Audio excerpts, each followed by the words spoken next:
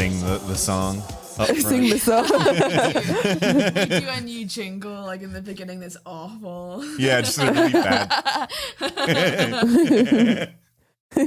We should just sing the My Cat from Hell song and like have that be the My cat from hell. My cat from hell. Oh my god, since the intro is so spooky, we should do like a Halloween music video for it. That would Oh my god, yes. We should. That would be cool. A lot of people have been asking about like the Low Society jingle, and like we've just like never addressed it. Like I feel like we should address it and like tell people the story about like how it became a thing. Deep breath in. I haven't told anybody about this yet, but well, I feel a little awkward talking about this. It sounds silly, but like I was working with a pretty legendary producer at the time, and I had kind of gotten a bit of inspiration around doing, because normally the music I produce is quite heady, sort of IDM, ambient electronic sort of stuff. And so I wanted to kind of get back into my punk and sort of metal roots, but I've still only got Ableton. So what am I going to do? And I decided to try and make the heaviest, sort of like most authentic sounding punk song, only using electronic instruments, which I then did. And then I was trying to make a new punk band called Tabasco Jones, which was just essentially me and a bunch of machines on stage. And then I made a really bad...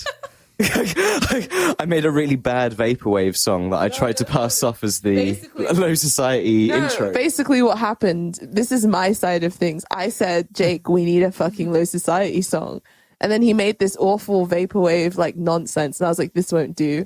So then he was like, do you want to hear the Tabasco? Me? You trashed a vaporwave song?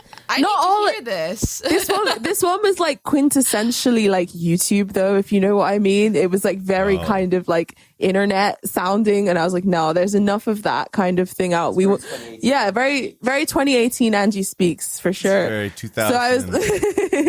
So I was like, no, this won't do. Like I wanted something kind of like weird and like catchy but still like authentic, and I didn't want Xanax energy like other podcasts have. I wanted like cocaine energy. Like I'm tired of all this fucking zoomer like fucking mumble rap fucking bullshit. Like I wanted like some fucking cocaine energy.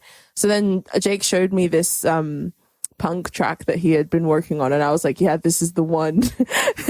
I think I was smoking weed that evening with him. Yeah, you're like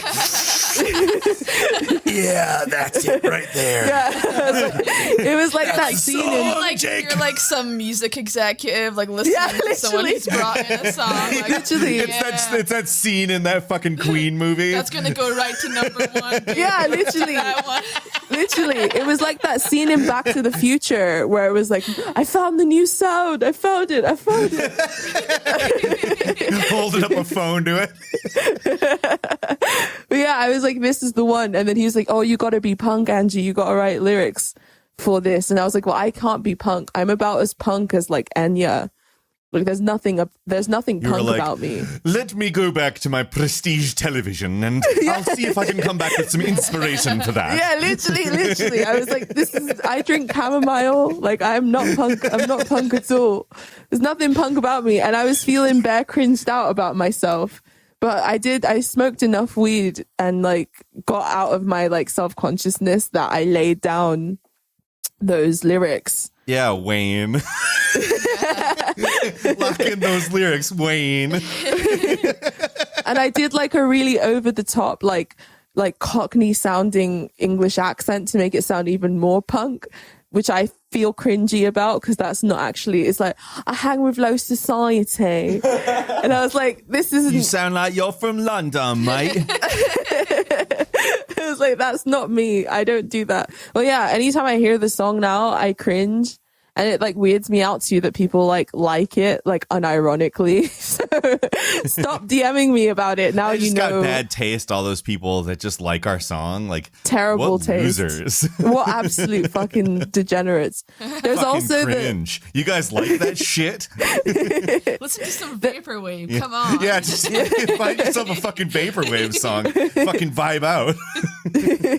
it sounds like this MIA song called Born Free, which was the vibe that I was going for. I don't know if that's what Jake intended, but it sounded like that to me, so I decided I was going to try and put on like an MIA voice. Jake Well, yeah, let's no, not at all. Let's just say I was listening to a lot of Ramones and Suicide that week. So, you know, if anyone can put 2 and 2 together of the legendary producer I was working with, that's as much as I'll say. But yeah. that was essentially a remix of Suicide, like one of their most famous tracks, and that was the exact kind of vibe that I was really getting into as well. So yeah, absolutely. Also, it does have a link. Yeah, absolutely. I showed you that song. Well, no, no, because I prefer the original. That you know. Yeah, that is Suicide.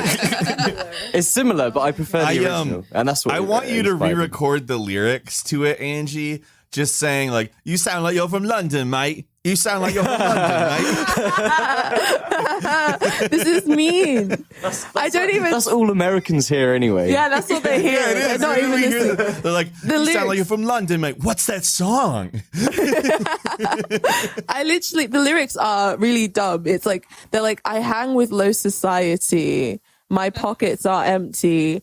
Fancy people spit on me. Degenerating fantasies. In the trash heap of history, I eat from the trash can because I'm low society. I'm fucking low society. Repeated. And I rhymed trash. It is a good song. I have to say. I like this song. I rhymed trash can with trash can, so that just shows you how much effort I actually put into Very fucking writing punk. it. Very punk. Very, very punk.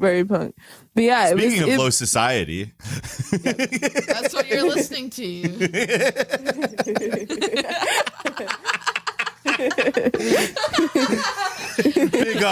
big ups on that intro.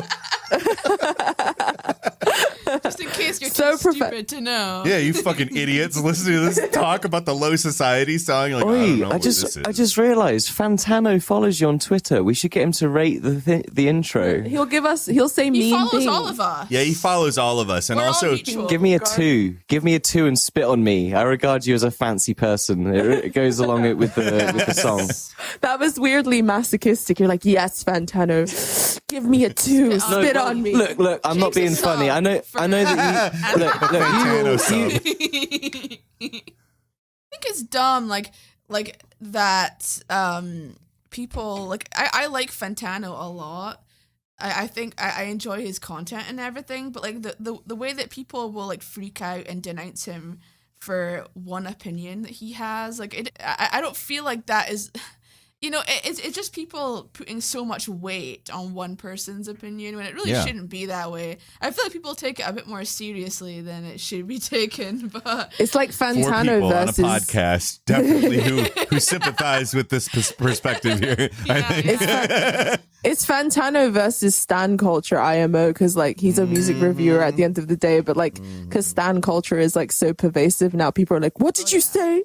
What did you say? He's yeah, kind of they all he's have names for their little fandoms, like the Hive and like the what's the Ariana Grande fandom, the Arianators or something. Oh my It's God. something like that. And like they're fucking obsessed. Like you say one wrong thing about their fave, and like they'll try and like push you to suicide. It's and yeah, with that little piece of podcast history out of the way, this is Low Society.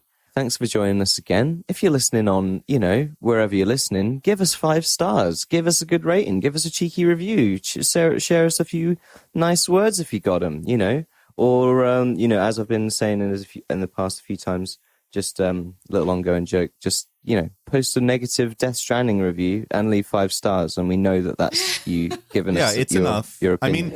I love Death Stranding. or alternatively, leave a 1-star Also- review and a good death star. No, do not do that. I'm willing to take the hit on Death Stranding for the 5-star review. I'm not. Also, give us. I die for Hideo Kojima. Oh God, that's so gross. That's my consumer. so thought of the day. Give us $5 if you have the extra cash. Join our Patreon, our vibrant Patreon community where we give you guys Our wonderful family on Patreon. Yes.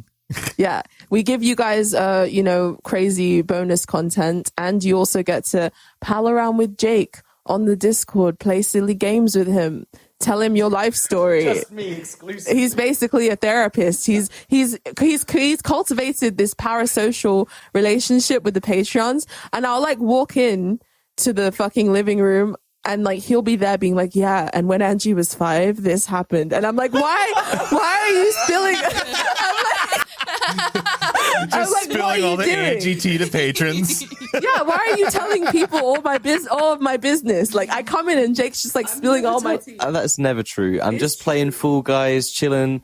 I think we're at the finale of our tabletop adventure, which I'm very excited to complete. Tomorrow, I think, with a few patrons. The campaign is entitled Angie's Secrets. The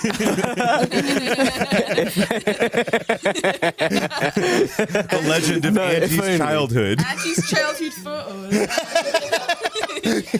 All of the cards are just reprints of childhood photos from Angie. And doctor exam. Records. Nutrition exam. Talking about my fucking social anxiety in high school and shit. Like, there's no need. There's no need. I didn't do any of that. I'm just joking. It's been dumb shit mostly. Like there was, I don't even want to talk about it. Just stop being parasocial. No, it was just little, I was talking about, oh my God, the AI of the advertisements, they're getting better. I know they are, because I've just signed off of one of those like food delivery services that comes to you. And then all of these fresh pasta ones just fill my Facebook feed, like, buy all this fresh pasta, restaurant quality fresh pasta, comes with sauces, all of this stuff. I'm just like, oh my God, I want it so badly. But I know that, Angie's trying to not eat fucking white pasta at the moment. And that was like the only comment. And then she comes in like, oh my God, you're spilling my tea. Don't be talking about my pasta eating habits. Because it's none of anyone's business what kind of pasta I'm eating at the moment. And you know why I have this, you know why, just quickly, you know why I have this anti-pasta stance is because it's unhealthy for you to be eating pasta during quarantine. And the fact that they're fucking advertising all this pasta when everyone's at home, it's just encouraging you to sit at home and eat pasta and get fat as fuck. So no fucking pasta. No pasta. Well, speaking of parasocial consumers. Specifically, consumers who really like movies, Marvel movies, that kind of thing. Yeah. Funko Pops. High caliber cinema, high caliber stuff only. Yeah, please. the high art. Exactly. High vibration art. Yes. Film Robert. We're talking about Movie Bob, obviously. Who is a huge fan of this Big podcast. fan. Like, the fact that we're mentioning him is just going to tickle him Yes, I know. You know, we barely ever name drop on our episodes. pink. So who out of us does he actually follow? I blocked him. Like He got too yesterday, intrusive. yeah, he did, because it's like every time there was a period where like whenever I tweeted something, he'd be there like, well, Angie, and I'm like, who the fuck? Like he's like the fucking Baron Harkonnen from fucking Dune. Like he's like this fucking gross, like fucking weird presence that just like floats over you, and it's like I've never watched his videos. I don't even know who he is. I just knew that he was He's like a blue check mark. I'm going to go ahead and say this. He's not even actually like a bad movie reviewer or anything. Like he's not full of shit. All right. He's just like, he seems a little obsessed with us. Why? I want to know is why, because I don't know him, and I don't know why he seems to follow us around. Like, what's his problem? You know, like I would assume that in his mind, it's just hate watching and kind of. And here's the thing: I like to hate watch, but the difference between me and him is that I don't interact with the people I hate watch. Like, it's not something you do. Like, because when you start interacting with the people you hate watch, I mean, you're revealing that you're essentially wasting your time, because hate watching is possibly the biggest waste of time you can It's huge. It's a huge ever waste of time. engage in. You're basically upsetting yourself. It's one level above imagining a scenario in your head that makes you upset and getting upset about it. The next tier above that is seeking things out that upset you so that you can get upset. It's basically digital. Protect your mind. Yeah, it's basically digital self-harm to do that. Yes, it's digital self-harm. Holy shit, literally. that's it. But basically, or he could admit that he just likes us already. Yeah, there's that too. That's okay. I'd be okay with that. If Movie Bobby wants a hug, I'm willing to. Big fan Movie Bobby. I'm willing. Boobala. But yeah, Peter released a video this week on cancel culture. Yeah. It's excellent. It's very good. It's Thank you. wonderful. And in the video, you said, "Hi, Movie I Bob." said hi, Movie Bob, because I knew he was going to watch it, and just shockingly enough, he tweeted about the fact that I mentioned him in it, and he said that somehow because I said hi, Movie Bob to him, that. And this is obviously this is us just like laughing about something dumb. It's not like I don't want anybody to get angry at Movie Bob or anything. I don't think it's something that matters. But he tried to say that like I implied that mentioning him was more important than mentioning Harvey Weinstein and everything that he did, because I mentioned Movie Bob before Harvey Weinstein, but like Harvey Weinstein is like a full section of the video where I talk about what he did and what the consequences were. And like I said, hi, Movie Bob, after correcting myself from saying the word neoliberalism. I corrected it to be complex. Yeah. I don't know what his deal is. I blocked him because he adds 2 accounts. He has his blue checkmark account and then also his like weird private account that he uses to like weirdly harass. He's got a great people. yellow jacket in the avatar for yeah, that one. it's fucking I love weird. It. It's fucking weird. It is. But yeah, when it started appearing in my mentions, I was like, I thought, what did he get banned? Like, did he get banned or something? No, it's specifically like it's specifically an account he has for people who have blocked his main account so that he can continue. Like, yeah, to get around people's blocks. Yeah, which is really weird.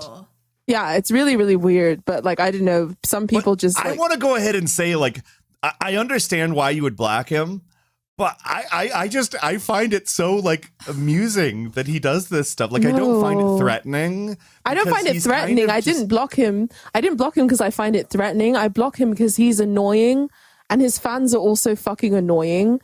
And I also have less Twitter followers. So like whenever he does decide he's going to post a hot take on one of my tweets or like subtweet me or retweet one of my tweets, I inevitably get an avalanche of angry liberals being like, Angie, you crazy motherfucker. I can't believe that you're a Nazi. And I'm like, what the fuck? Like, no. So yeah, I can't be bothered to deal with him. I blocked him.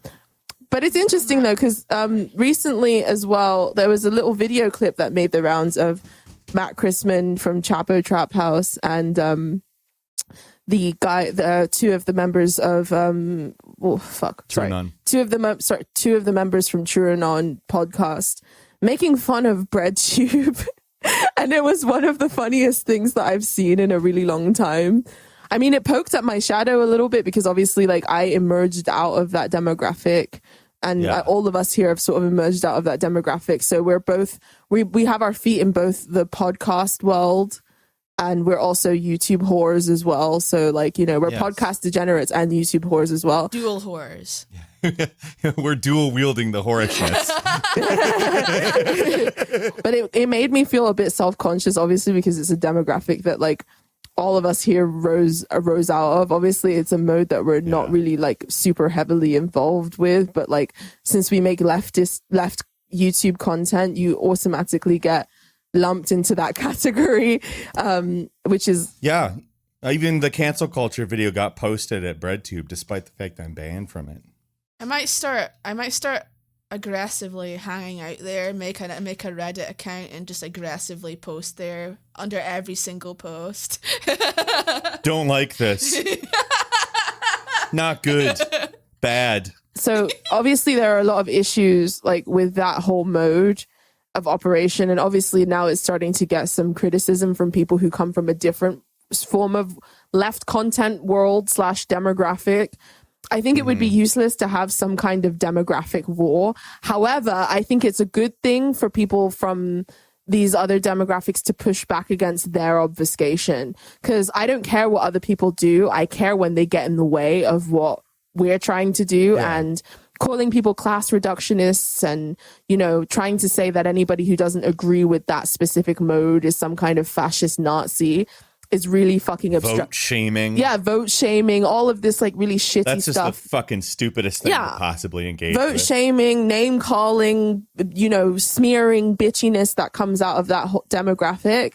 I think it's I think all of us are well within our rights to push back against that, because there were quite a few Yeah. people that were like, oh, why is Matt Christman being so mean, blah, blah, blah. And it's like, well, every 5 minutes you have people from that demographic demanding that people, you know, who do podcasts or who are sort of, you know, not really involved in that sort of rad lib bread tube side of things, you know, debate him, calling them class reductionists, spreading rumor mills about how they're terrible, dangerous people that lead people down a fascist pipeline. So yeah, I think in that regard that like creators who could do the kind of things that we do have every right to push back against that kind of obfuscation. Yeah. But a demographic war is something that I wouldn't want to like encourage or participate in, but I will defend Yeah. my fucking turf at the end of the day. You know, I retweeted that video and I got a bunch of people pushing back against me saying like, these are very aesthetic, like sort of dunks as opposed to actual criticisms. And it's like, well, you know, it's not that like they're kind of just hanging out on a stream talking to each other. It's not like they designed like a well-formed criticism and published it as like a book or some shit. Like what the point is that there are people that I think are starting to sort of intrinsically notice that there's something vaguely superficial about this, and you don't necessarily have to have like a well articulated position to say, well, you know, a lot of these videos follow these same patterns. A lot of these videos, you know, put primary concerns in this area and that's, I mean, we've had Matt on our show. They've had ContraPoints on their show. Like, it's not like they're saying like, I hate all of these individual people individually. Yeah.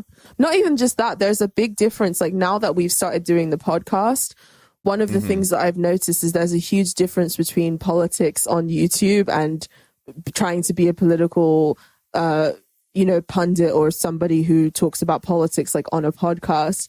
Because YouTube has certain algorithmic incentives and sort of attention economy incentives that encourage the kind of bullshit that you see in the breadtube mode. Whereas podcasting doesn't really, I mean, obviously there's like bitchiness and stupidity in the podcast world, but for the most part, you're isolated from the other creators. A lot of that, it's just not you're part of it, 'cause people you're don't really sit insulated. on SoundCloud and wait for like recommendations and shit. Yeah, Like, it's not like you're insulated from a lot of those metrics. They're still present, but to a much lesser extent. And podcasts also tend to get cancelled a lot less, especially if you're not huge, because nobody's going to sit and listen to a 1 hour thing and like try and like clip out sound bites for you to get cancelled for or whatever. And also like, they're not like comment section hells. Like YouTube creates a comment section hell in the same way that Twitter creates a comment section hell where everyone feels free to fucking give you their opinion about every single thing like a million times. Whereas with podcasts, that's not necessarily the case. So it just kind of breeds a different kind of person. yeah, as a podcaster, it seems like I don't really deserve to contract terminal cancer. Yeah. Whereas as a YouTuber, it does seem like Yeah. I deserve to contract Yeah. terminal cancer. It's a different circus. It's a different kind of circus altogether, but I feel a lot more at ease in the podcast world in terms of expressing my political opinions. However, I do love like the theatricalness and the ability to sort of flex my creative muscles that I have on YouTube. And that's something that I really value. And I fuck BreadTube. I don't care about BreadTube. I'm talking specifically about Angie Speaks, Peter Coffin, Ashley, like our channels. Those are our platforms where we make left content. It's not about BreadTube or whatever. But One of the things that I do really appreciate about like being able to create on YouTube is the ability to kind of flex creative muscles in a way that you can't on podcasts. Like you can't wear a fucking mermaid costume on a podcast. Like you can, but like it wouldn't be very purposeless practical. because no one can see it. Yeah. Haven't you seen the Duncan Trussell Rogan episodes? Like the costumes are a big part of it. If it's a visual podcast where you're sort of doing it online in that sort of way, then yeah, sure. But I mean, in terms of like where this sort of format, audio format, where visuals aren't present, it's hard for you to like. We do creative stuff on here. Like we'll put clips in of people. We try to do funny bits. We have a dope intro song. Like we do try to sort of add that creative. Phenomenal at impressions. Yeah. And Chapo, phenomenal impressions too. And Chapo does that. They did that whole series where they did the whole Lovecraft thing. They also did the whole like the Christmas special where they did like a Charles Dickens Christmas story where it was all of them. And it was like what they would have been if Chapo had never taken off or whatever, which was hilarious, where they went and visited the alternate universe versions of themselves. Like it's possible to be really creative with the audio format, but I guess it's not fun. I don't like doing it. That's not what I'm saying. Jesus Christ.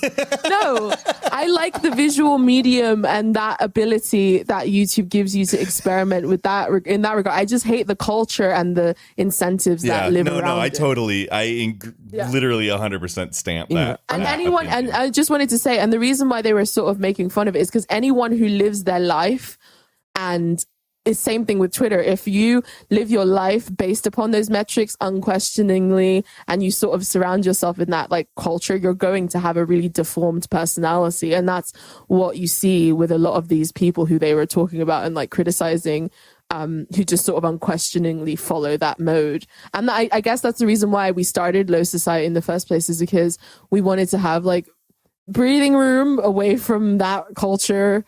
And it's been really good for us. Like it's been really, really good for us. Well, I think when we actually started the podcast, it was about the time where we were becoming disillusioned with BreadTube. Yes. You know, we were having, you know, we had bad experiences and we were sort of on our way out at that point anyway. Yeah. But one thing about BreadTube that I find really interesting is that a lot of the people that follow it, they tend to think like, oh, this community is so wholesome.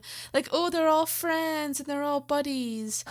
Or there used to be that kind of, I mean, not so much now, but it used to be kind of a pervasive thought around like the 2019-18 area. Forced fun. And yeah. It was. Yeah. And the truth is that like nothing is as it seems on the internet.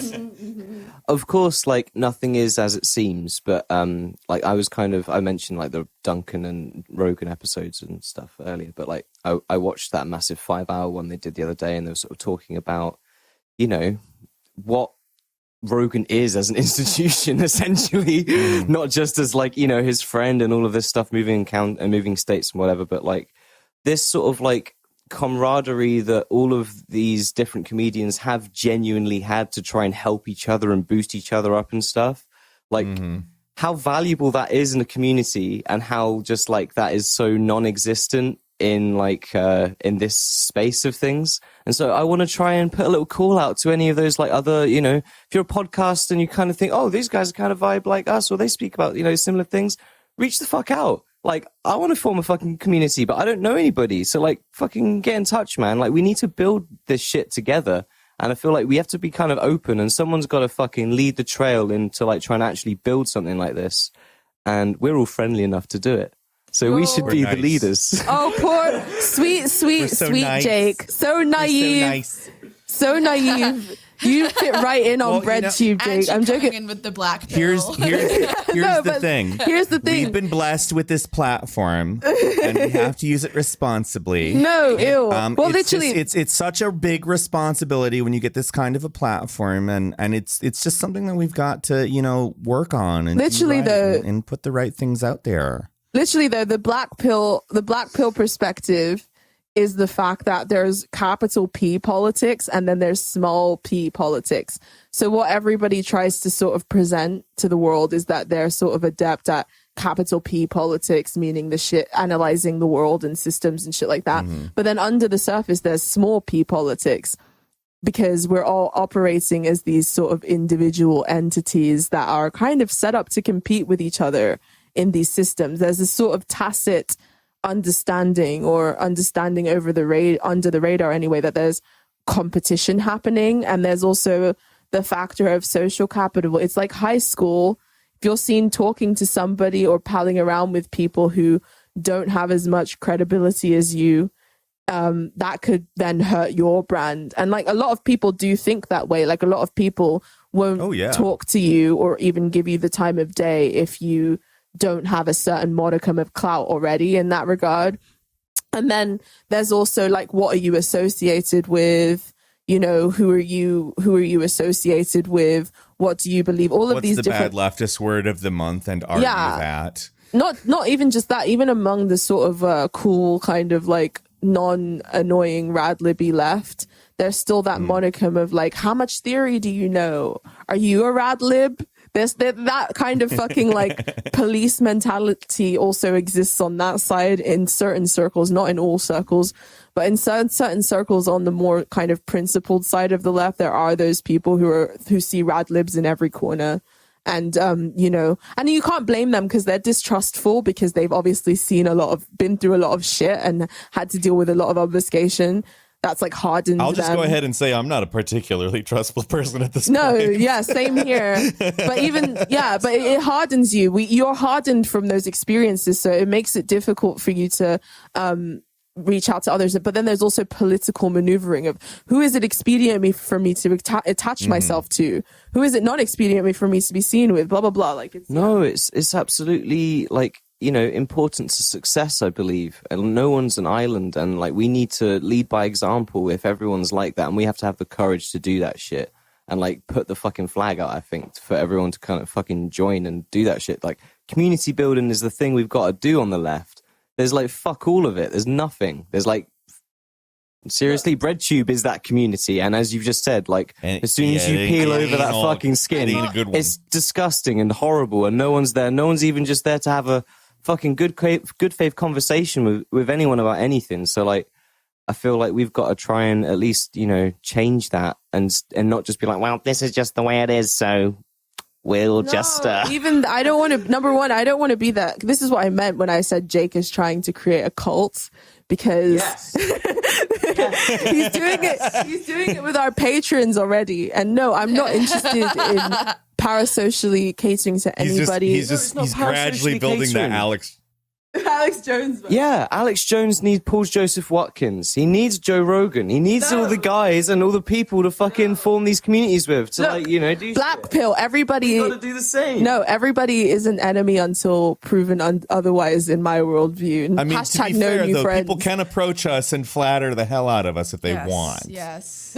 Not going to say they can't do that. No, and you know, I'll probably flatter you back. So just come on, give us a chance. Listen, I'm the least friendly member of the podcast, but I'm also like the fucking slave driving administrator. So all decisions have to be coming through me at the end of the day. So if any of you motherfuckers, Chairman Angie over here. That's who you have to. Rated based on your social media presence. Yes, you'll be run through the algorithm. Yes. If you have ever sent a salty tweet, you will be immediately cancelled permanently.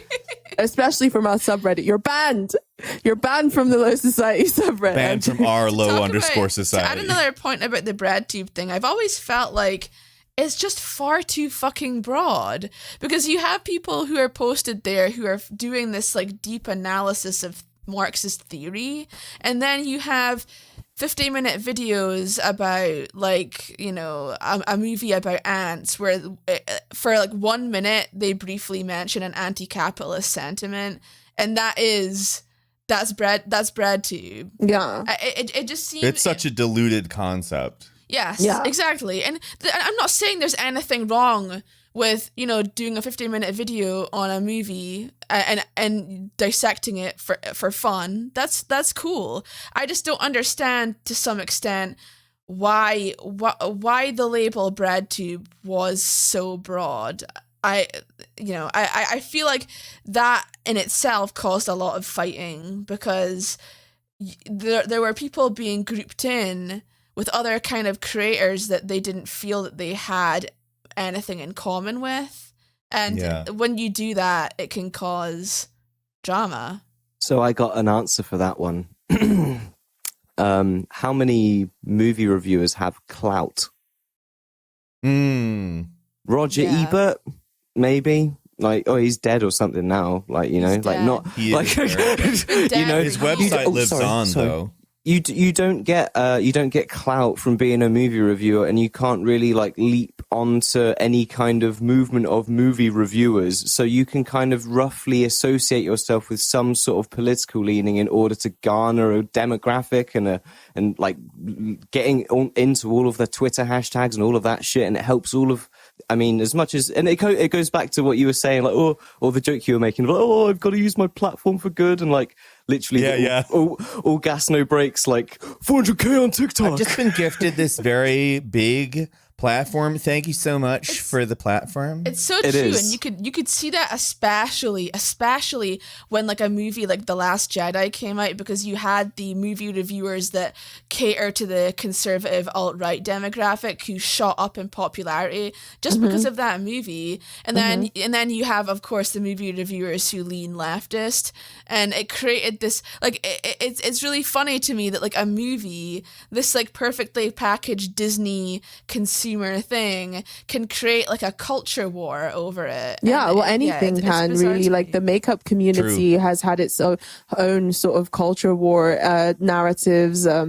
Even 90 Day Fiance YouTube has had its riffs as well, because since the show is airing, there are lots of YouTube commentary channels that like talk about it. And like there's like ones that get chastised for not exploring the topics wokely enough, especially because it has to do with cross-cultural relationships and things like that. And, you know, a lot of people in the 90 Day Fiance YouTube community have been cancelled for saying quote unquote culturally insensitive things. So like the thing is, anytime there's a tube attached to some demographic, it means that demographic has like basically amassed enough power and social capital around a certain subject matter for influencers who are savvy enough to kind of grow from the metrics of that demographic or the conventions of that demographic. And that's the thing. There are loads of people who try really hard to be breadtube, like newer creators who aren't as successful because they don't necessarily have that intuitive understanding of the lingo of the demographic and how to perfectly cater to it. And then there are creators who have grown overnight because they understand intuitively the lingo of the demographic and how to cater to it. And it's this sort of cynical thing. But then there are people who started, you know, genuinely believing that, you know, they were doing a good thing by putting more leftist content out there, and sort of gradually grew more disillusioned with the conventions of that specific mode. And I guess that's where I come from. Like when I started Angie Speaks, I was like 24, like 23 or 24 years old. And obviously I've like evolved politically a lot since then. How long ago was that? It was like Just out of 2-3 curiosity? years ago. 2 or 3 years of this. Yeah, point. 2-3 years God, ago. that's weird to think that we've known each other for 2 Yeah, years. it's like already. crazy. Yeah. Oh, time flies like fucking insane amount, fucking crazy. I Well, don't when even you wanna think piss about off enough people, it just constant Zooms. flow of information. Yeah, it just zooms past, just zooms past. zooms past. But yeah, it's one of those things that is now, I guess it's good. I think it's always a good thing when things become more fluid, because it stops being this crazy, weird gatekeep community, and it just becomes a thing that anybody can have access to, which is kind of what I wanted, the foot that I want to put forward, rather than it being like, I'm a breadtube left content creator and I cater specifically to this demographic. So I think it's good for things to sort of open themselves a little bit. Yeah, I want to more. throw Marxism at apolitical people, for fuck's sake. Exactly. Like a lot of people think that like you have to take what you believe personally, and then that should be the demographic that you target. Yeah, they all have to agree But with like, you and why, look like you. why and act can't like someone you. why can't someone have their own political opinions without feeling the need to only speak to people, an audience full of people with that same political opinion? That seems a little like boring and pointless to me personally. Well, and it also creates a feedback loop where you end up saying the same shit over and over. And people accuse me of saying the same shit over and over, but it's like, you fucking idiots need to fucking listen to this shit. That's the reason I say it over and over. And I guess like I just thought of something that kind of supports my point earlier about the whole movie reviewer thing, is that there is someone on YouTube actually that has a fair bit of clout that is genuinely just a great movie reviewer, but it goes to a testament of exactly the point of it just takes years of hard work. Red Letter Media. They have like over 1 million subs. You know, they've been growing that channel for like, I think over 10 years or something like that. They've been like doing stuff like a number of years. They've been doing it a long time. It's never been, you know, politically, it's just good, funny fucking movie reviews. And so after People a number try of to years, ascribe political views to it. oh though. yeah, I You know, ever but seen that shit? That's Yeah. the fucking worst. it's fucking ridiculous. And then I think they even like reference some of the episode, like in the following episodes, some of the ones that like pop off. They're like, what the fuck? You can't say anything about Yeah. movies these days. It's ridiculous. But you know, and that's what most people will fucking watch is a fucking review like that. And anyone that is then like in that like brainworm of like absorbing everything as far right or everything through this far left point of view, and then sees like a Red Letter Media thing, and then watches the, you know, the Last Jedi review. It's like, oh, you didn't say this, or you didn't say this about Leia, and that means you guys are this, and that means you guys are that. And then both in the comments, you've got literally people from both of those demographics all in their comments as they're just like, what the fuck? Like, I'm here with my 1 million subs whilst all of these other fucking like lefty right wing channels or whatever, all suffering with 20k, 30k fucking nothing. Like, appealing to normal people is not a shameful thing. It's we are all normal I think people. it's really weird, especially when movies are ascribed, or like movies are adopted by certain political ideologies. Like, for example, like there was the right tried to adopt Joker as theirs even before it came out, actually. And then there was Alita Battle Angel that for some reason the right had adopted. You know, and there's just like there's certain movies that are ascribed like this is a liberal movie, and then this one is a Republican movie. Just it's very strange to me. Well, they're kind of, not to sound, again, like some sort of reactionary, but the liberal media did kind of play into that with the Joker by saying that there was going to be... basically They were like, happen. they were basically saying that there's definitely going to be a shooting on the opening night, so they're going to put They extra were police foaming and at like the all of mouth this over stuff. a fucking But it's shooting. also Yeah. because people are applying YouTube logic to traditional media, because YouTube basically tells consumers that instead of it being sort of this generalized thing, it's like, we are here to cater specifically to you. Whereas generalized media is like, we're here to cater to a specific demographic, because they didn't have the technology or prowess back in the day to specifically cater to individual, or at least you can't have the illusion. hyper-target Yeah, on there was CNN. Yeah, they had you know, control groups, research groups, things like that. I've actually sat in a screening, a film screening, where it was for like a sample group or whatever, so that they could test the ending of a film and how it would test with certain audiences or whatever. And before algorithms, that's what they used to do to basically garner public opinion. And that was basically their form of the algorithm. And they would obviously have people from different demographics, because traditional media thought in terms of demographics. But now, because of, you know, algorithms and also data, user data, it's now way more personalized, and people are used to that personalized approach to media. So when movies come out and they're like, why isn't this validating me? Why isn't this my personal fucking play box for me to fucking play around in? Why do I have to deal with other people and other people's fucking opinions and other people's ideas about this thing that's uniquely mine? It's like the typical kind of consumer mentality, and it's really deranged. And yeah, YouTube is a good place in terms of, like, for me anyway, YouTube is a good place in terms of like me being able to flex my creative muscles. Like, I went to film school and stuff, so I'm like really attracted to visual mediums of like, you know, information sharing in that regard. And I also really enjoy the fact that, you know, it gives me the opportunity to, basically play around and do silly shit.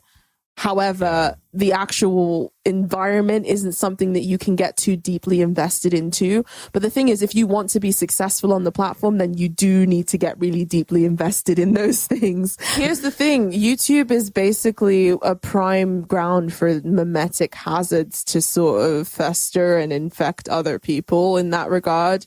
Absolutely. And especially because it splits people off into demographics, and the algorithm basically caters specifically to your needs, wants, desires, thoughts, impulses, feelings. And anything that's outside of that is automatically seen as a threat. It's very difficult for discourse to be. Like when they start like advertising pasta. Yeah. Exactly. Exactly. They know. I am threatened by this. It's almost impossible for a healthy discourse to evolve in an environment like that. And I remember last year there were quite a few podcasts and publications that approached me to talk about why don't we have a good discourse on YouTube, as if we're supposed to quote unquote take personal responsibility and tell everyone to behave. And like, it's like the algorithm specifically incentivize. I remember I went on a podcast that was for Vox, I believe, and I basically was trying to like spell it out to them. I was like, listen, the algorithm incentivizes this behavior. Just telling people to behave better isn't gonna fix the problem of the fact that YouTube is kind of breeding ground for poison. It's designed to be breeding ground for poison, and that doesn't that it's not immune. Leftist content isn't immune from that. No, it's like that Zizek thing where he was talking about toilet paper, the toilet paper shortage in COVID, where like it's not that there actually needs to be a toilet paper shortage. It's that people perceive there to be, so they all go out, and because of the perception that there will be a shortage, they create the shortage. It's that same kind of incentive-based behavior where it's not necessarily like explicitly spelled out to anybody like exactly what you are supposed to do on this platform, but like you see other people doing a thing and it doing well, so you have to do that thing too, at least to some extent. And I'm like, I don't want to make this is, but yeah, it's a big reason why we started transitioning into the fucking podcast world, and not transitioning meaning we're leaving behind our platforms. We're still very active on those, but like I like having another place where it's not as high stakes and it doesn't demand as much of your entire being in what that way. What I particularly like about having a podcast is just the idea that you make videos, Ashley makes videos, I make videos, and they're are more like concentrated pieces of political, like what we want to say. They're more concentrated as far as what we want to do, like whether it be comedy or politics or whatever.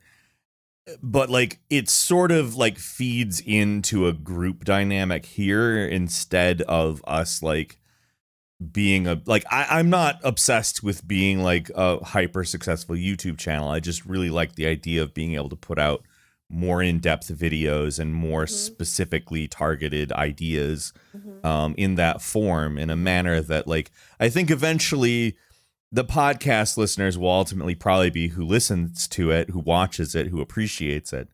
But I think that, just having this place where we get together and actually talk about ideas and thoughts and what events and all of that, I really like this. Me too. Me too. It's less alienated, but at the same time, the reason I like YouTube is because I can actually coherently put a take together, because I'm doing research and I'm writing down a concise kind of version of that's of the an appeal idea, of YouTube and I'm for me as well. that's the appeal for me in terms of like relaying information there. But I'm not obsessed with having a hyper What's the successful appeal of it for you, Ashley? Probably writing the script. And okay, my favorite things usually are writing the script and just doing it, like actually the experience of doing the video, because usually the way I do it is just I have my script and I just run through it, and I always find it really funny. Like it's dumb because to laugh at like stuff that you've written yourself, but like I always find it funny, just the process of doing it, because I'll fuck up filming and stuff like that. That's fun.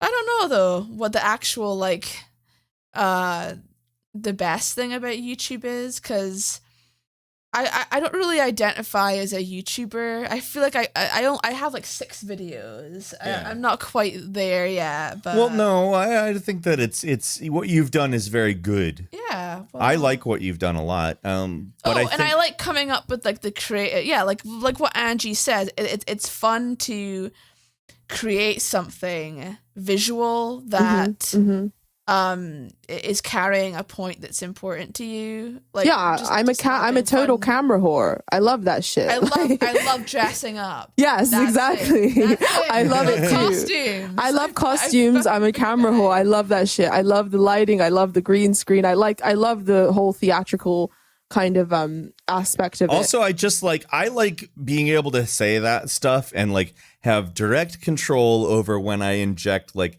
all right, dumb joke right there. Yeah, exactly. But yeah, it's interesting. I also like the fact that it's mine and I don't have to share it with Yeah. anyone else as well. Which is, I'm joking. I'm just joking.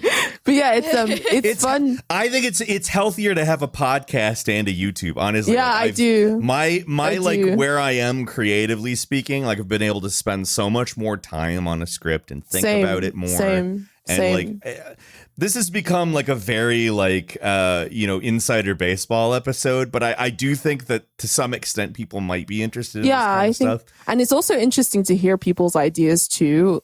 Like in my Discord, people like leave feedback, and on my Patreon and stuff. And we'd be interested to hear what you guys think about these things and what you guys' experience are as listeners and like viewers and stuff. Because it's always important to get that kind of information as well. But yeah, I mean, as for the demographic war that's going on, it's not something that I'm interested in being a part of, but I will defend my turf. No. That's my thing, is people are Well, always yeah, like, don't Angie, come why are you for me. always... Basically, Yeah. that's the thing that I want. People to put are out there. always like, Stop Angie- fucking coming for me, and I'm not going to come for you. Yeah, people are I saw always someone like... post on Twitter like, oh, Red Scare name dropped Ashley Coffin and TrueAnon is going after Vosh, as if like as if like it was as if they were trying to instigate this like podcaster versus bread tube thing.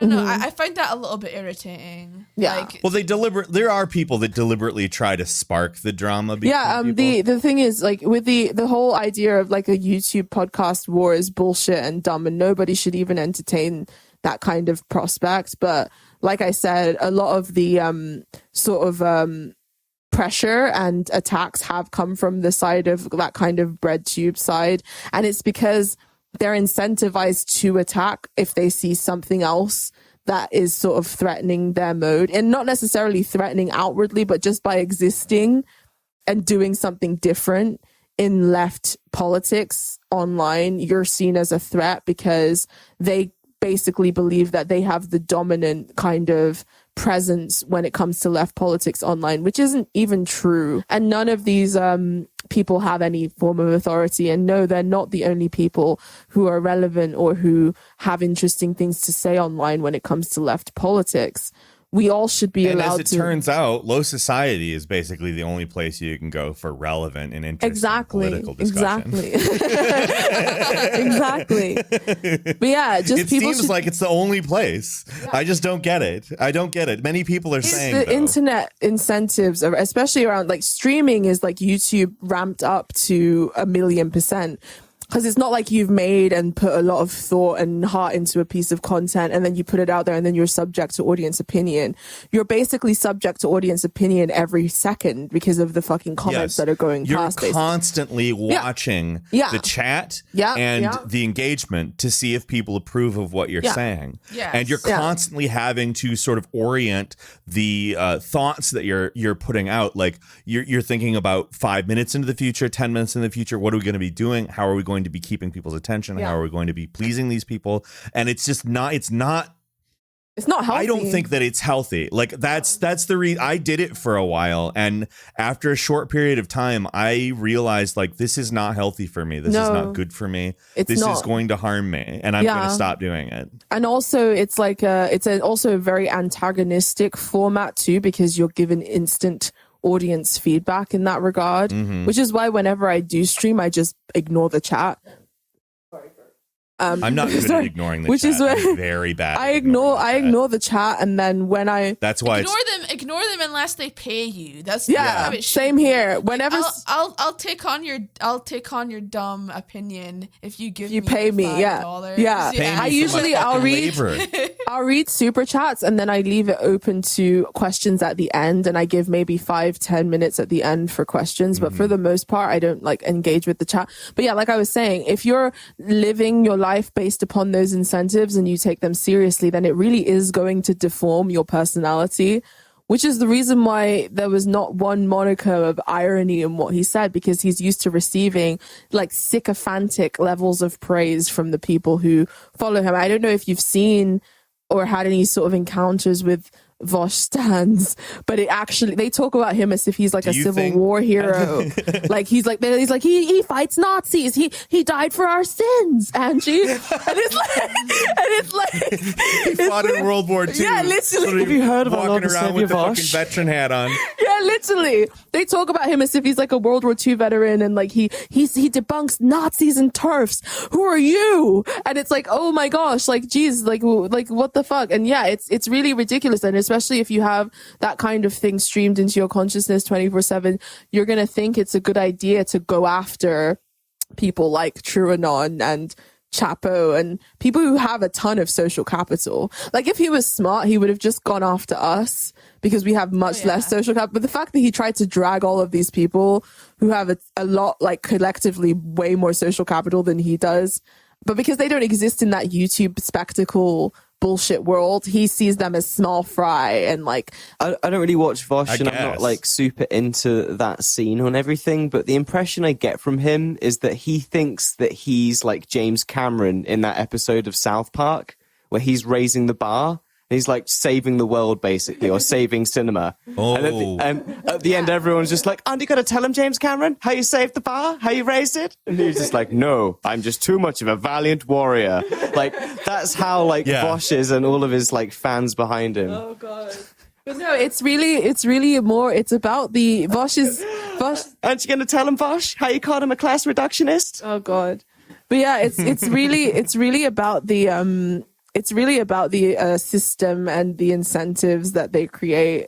Vosh is basically just a symptom. He's not the disease. No, and here's the other thing too. Like there's a few, like we dunked on him a little bit here. It's not to say that he's like an invalid as a person, or that people should go out and fight with his fans. Like He should get cancer. I know what people will take from this. And I don't want that, because I don't care. Like, I just don't care. We basically want to be left alone. That's like the major thing. And like, we're trying our best. I mean, obviously we exist on these platforms and we have to follow those incentives to a degree, but we don't end up like believing that they are the only way. We try to sort of find ways to circumvent that. We don't really believe in our own hype in that regard, because we're all people who have lives and shit. And also we are trying our best to kind of do these things in a way that don't totally alienate us in that regard. And having other people to share shit with makes the environment a lot less difficult to deal with. And being this weird atomized, like, goblin, like, who is trying to run their own little fiefdom, and that stuff is gonna drive you crazy. And I feel like that's where a lot of this sort of toxicity comes from in that regard. And I mean, it's difficult to stay away from, because people are just trying to do the best. They're trying to do what they know. They're trying to do the best. And they're trying to pay their rent too. Yeah. That's the other thing, is like people are trying to pay their rent, buy their groceries. Like, Exactly. It's not as if like there's no aspect of that in here either. Those incentives like affect your ability to do that. But it's the problem with what people call like the rent-seeking industries or whatever, which have kind of like come up online, and a lot of the things we're talking about are rent-seeking kind of behaviors, where it's not necessarily about the passion for what you're doing or the passion for the information that you're sharing. It's about, how can I get my rent paid this month? What's the quickest way to garner attention? How can I validate this demographic and climb the ladder within it? Yeah. And that's what these sort of things incentivize rent seeking in that regard. And it really depends on how seriously you take the rent seeking, basically. And that tends to influence your behavior. And it's difficult or whatever, but it's difficult it's difficult to stay grounded and level headed, basically, is what I'm trying to say, which is the reason why I don't want to be too overly judgmental of anybody. Yeah. But at the same time, like, if you're a dickhead, we're going to push back, and we're not going to let people walk all over us in that regard. And I don't think that what Matt Christman and those guys said was overly harsh, but I feel like it wasn't a full kind of bodied criticism in that regard of everything that's going on. They were just that's riffing. Really what this kind of preliminary, like, where people who are talking with each other and just sort of like, do you notice this thing? Yeah, I do notice that thing. I don't necessarily like that thing. Like, that's where a lot of criticism starts. And I don't think that there's like you said, a full bodied criticism of this. I think it's more just like people are starting to notice this thing isn't what it's saying it is. I wanted to say, like, with what Angie said on the rent-seeking behavior, a lot of the time it's behavior that revolves around taking away other people's rent. Yeah. It's, and I feel like I can respect, a little bit of, like being over the top or, seeking drama a little bit. But if you're actually, like, fully, like, trying to...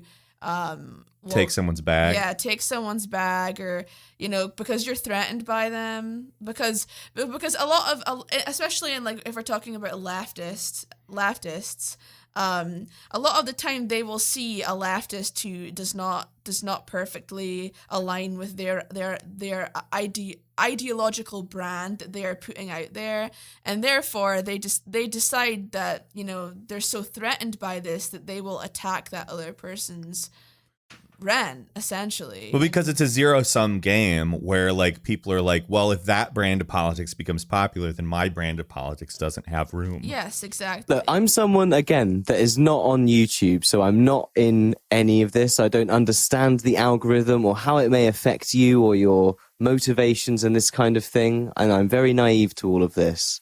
But there's an amount of me that still is like, you are a person putting stuff out on the internet, and you can do that in a genuine way or in a cynical way. Yeah. And, like, I feel like if you, it does take a little bit of, like, people being like, I'm going to do this in a genuine way, but and I'm not going to. Responsibility. It is, but unfortunately, there is an amount of that because I'd like, there are systems that incentivize you to be shitty. Then absolutely, it's your personal responsibility to be a genuine fucking, like, dude, and put yourself out there in a genuine way. To an extent, because there are certain things that are unavoidable.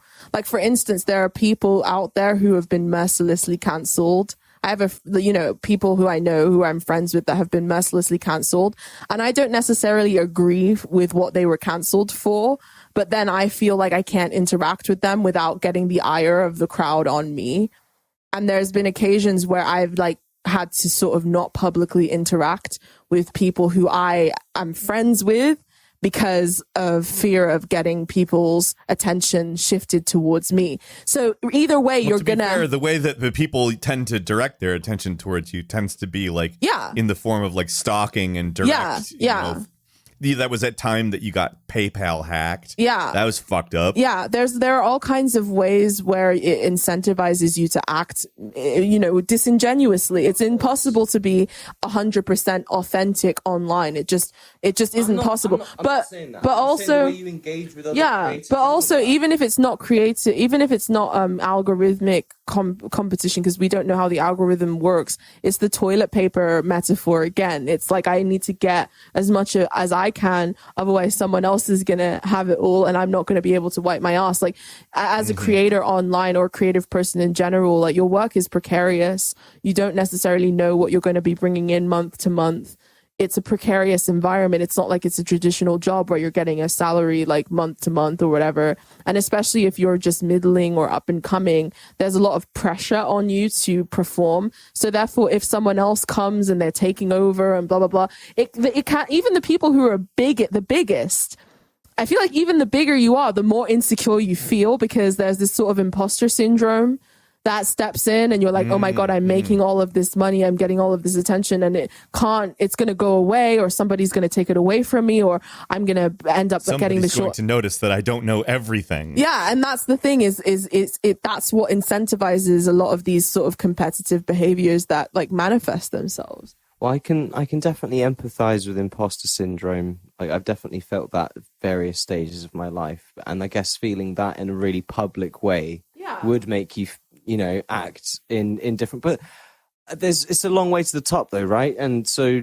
there's a whole process before you get to that point where you're then at the top, and you're then all of a sudden feeling like an imposter. So it's kind of also about how you build your shit, and that's kind of goes back to what I was saying about someone like Red Letter Media earlier, where it does just take putting years and years and dedication into doing good content that's not going to get fuck all views for years, and then eventually the wave comes because they see the amount of fucking shit that you've done, how much you've refined, how good your content is after you've done it for fucking 3 years, and like, do you know what I mean? The people who are usually the most insecure are the ones who have had meteoric rises in that regard, or the ones who have risen very, very quickly because they've ridden some sort of wave or cultural or algorithmic wave that has propelled them to the top. And then they feel really insecure because they're like, oh, it's going to go away and I need to find the next wave and I need to find the next thing and that's what incentivizes those kinds of behaviors. But the people who sort of do the slow and steady build, the people who aren't looking for that like immediate gratification of like floods and floods of social capital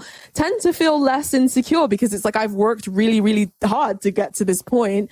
And I've also had a lot of ups and downs. I've refined myself. I've done this and that. So that's the kind of thing that I'm trying to do is sort of, and I think all of us here are trying to do is sort of like slowly but surely kind of, instead of having this meteoric rise to the point where you're basically having neurotic breakdowns every 5 seconds because you think someone's going to come and take it away from you. I say this all the time, but people like Joe Rogan and Alex Jones are people that I respect in that way, in the way that, they have built their own wave in the way, and they are not, dependent on anything else other than themselves. And they're essentially institutions that are uncancelable now. That you can't take. That's only achievable through a slow burn of years and years and years, dedicated graft of a slow build. And like, I don't want to ride a wave. I don't want to ride anything like that. I want to build something awesome like that. Like that's, and also a big part of both of their success is building those communities. And I know that, y'all are scarred from YouTube and the YouTube communities, but it's something we've really got to try and open it up. But it's because What's your opinion on the whole episodes being removed on Spotify for being too spicy thing, the Joe Rogan thing? It's very predictable, if you ask me. Yeah. I mean, that's my thought too. Even YouTube went through it for a hot period there, where they weren't gonna, I think they removed his Alex Jones videos, and then they came back online for a period of time or something like that. And I think he even addressed in the second episode, actually, of like the Alex Jones Returns episode, about the kind of dark money deals that were behind the whole fucking thing. That like he's, people were still posting clips of him on YouTube. They still like all of this stuff, and that ad revenue is still okay. Joe Rogan's ad revenue is still okay on the episodes that he's done, but you just not are going to allow me to have my platform. And like all the kind of stuff that was around it was just fucking ridiculous. But I think that it was completely predictable, and like I thought that I was kind of gutted, to be honest, because I heard rumors that he was going to try and piss Spotify off on purpose and fucking get Alex Jones in as the first guest when it's the Spotify deal. But it's like, why would he do that? Like, and I mean, it is kind of telling that the first guest is. Oh, no, the second guest, because the first one was Duncan Trussell, but second guest is now Miley Cyrus. I don't know if you're going to kind of replace a lot of the classic Rogan guests with sort of music stars now, but we'll see. It's interesting, though, because the whole kind of slow build thing is really the way to go. However, people are shamed for not having social capital. Or not having vast amounts of social capital. Like, especially when you have a lot of people who hate you, they watch your analytics like obsessively. They watch how, it's weird. It's like if you're not growing that month on Patreon, or if you lose Twitter followers because you tweeted something people don't like, they're like, yeah, you're failing. Look at you. You're fucking failing, kind of thing. And it kind of deters people from feeling comfortable with themselves when they're just kind of growing slowly and steadily. And it sort of puts pressure on them to want to sort of grab at any opportunity that comes by to sort of either ride a wave or throw somebody else under the bus to kind of climb over them or this or that, because social capital isn't seen as something that you should be building slowly. It's seen as something that you should have rise immediately, especially with the rise of viral sensationalism or whatever, you know, and algorithmic kind of thinking. People are always sort of thinking about ways to have that meteoric rise. And if they haven't had it yet, they're looking for opportunities to. And it's like with my YouTube channel, for instance, I talk about a lot of weird esoteric things, and I don't expect it to be the algorithm friendly kind of content, but I also don't expect it to resonate with everybody. And I'm okay with that. And there are people who are like, well, that's not a career. If you want to have a career, then you need to chase the fucking bull. And I feel like that's what then makes people behave toxically. But it also damages their mental health too, not just in terms of their, you know, general well-being in their life, but also their self-esteem usually takes a hit too. But yeah, anywho, thank you guys for listening to this Insider Baseball episode of Low Society. Yeah. We really appreciate. Now you know all of our secrets. Now you know all of our fucking dirty laundry. And you also know that to get more of Angie's secrets, you have to become a patron. Yeah, you do. Jake shares them with the patrons on a constant basis. I'll share all the secrets with you if you can give me some tips on how to spread my kingdom in Crusader Kings 3. I've just unified Ireland, and I need to, go on from there. So come and join the Patreon and give me some tips. The Scottish don't want to be friends in that game for some reason. Like the Scottish are always like standoffish.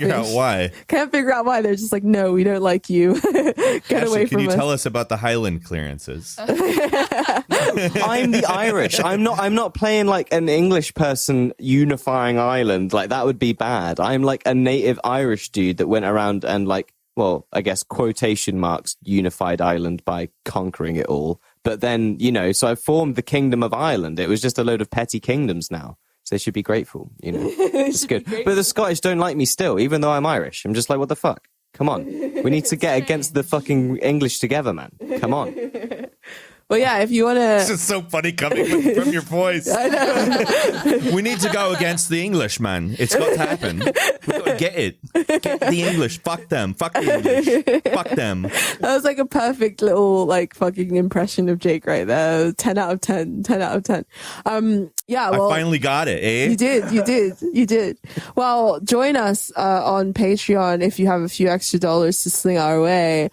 Also, I would be very interested to hear feedback from people on this episode. So, wherever there are vectors to comment on it, do so. Don't at me. Adding Angie DM gives me... us. You can DM us on long paragraphs. Yeah, long paragraphs. All your criticisms with no punctuation. No, don't bother with the punctuation. Yes, don't separate it with paragraphs. No, it's just wall of fucking text. Just a wall of text. Just no fucking sense at all. Just send it to us. We'll read it. I promise. I actually am curious to hear audience perspective in terms of how they perceive these things, though. So, actually, do leave comments. Please use punctuation in paragraphs, though. That's the general thing we're getting at here. Keep it brief. Look, mate, if you've already separated paragraphs, it's too long for me to read. Okay. Well, we love you guys, and we shall catch you in the next episode. Goodbye. Yes, Bye. thank you. Bye. Bye.